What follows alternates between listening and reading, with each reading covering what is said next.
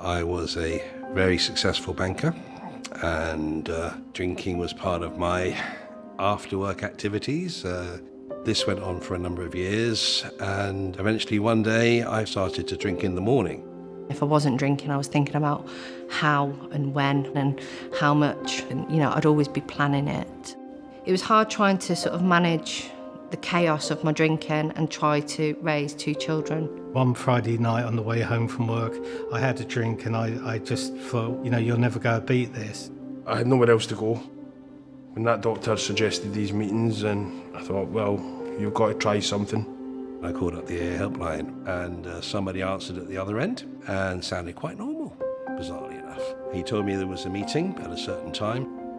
The thing that I said I'd never do, which was go to AA, was the only option left, and I was willing and I was ready, and I got myself to a meeting. I'm sitting there with my kilt, my Scotland top on, my Loch Ness Monster. I was a broken man when I walked in that door, so I got a warm welcome, and they didn't want to judge me, people wanted to help me. Oh, it was an amazing feeling. I'm pleased to introduce Tom, who's come along to share his experience, strength and hope with us today. Sharing of life accounts, if I can call them that, are an absolutely vital part of the recovery process for an alcoholic attending meetings. The urge to drink would come upon me, and it wasn't as though I was deciding to drink, it was like I was being notified that I was going to drink. As soon as people started talking, I identified, and I thought I was the only person that felt the way I did. Coming into AA at first as a young person, I honestly thought life was over, but I found that you could go to a meeting and see people more or less the same age as you talking about being happy, joyous and free in recovery. I had a real feeling that I'd come home to somewhere where the people were like me. The meetings run all the time during the year. There's no specific numbers for attendance at a meeting. I knew from that first meeting that I was in the right place, and I walked out of there feeling lighter than when I walked in. My name's Mickey, I'm an alcoholic. Hello, Mickey. The anonymous feature of AA is very, very important to me. AA is a safe place. It's somewhere where you can share openly and not be judged for it. It costs nothing to attend an AA meeting, and the only requirement of membership of AA is a desire to stop drinking. The message is that you work the steps and you get the recovery and you can have the life beyond your wildest dreams.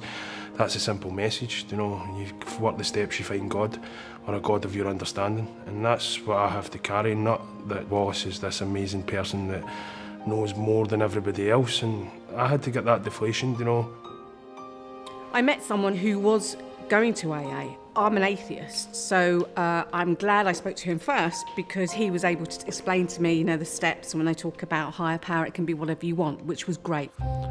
One of the things that was suggested to me very early on was that you have a sponsor.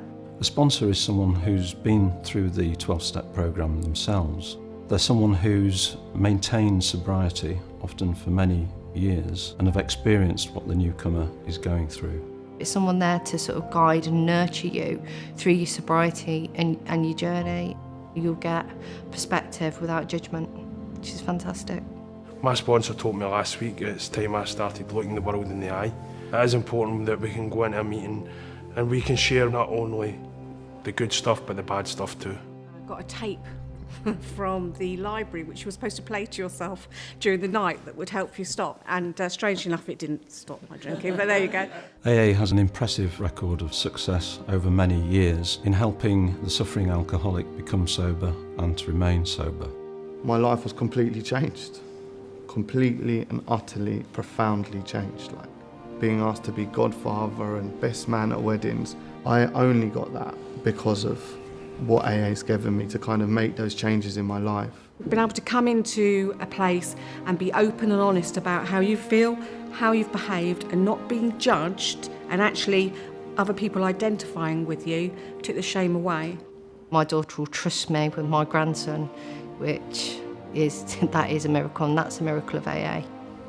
If there is anyone who I felt that would benefit from knowing that I was in AA, I wouldn't have a problem with them knowing that because of what it's done for me. I'm not ashamed. I've been given an illness and that's it, and I've been given the tools to deal with that illness.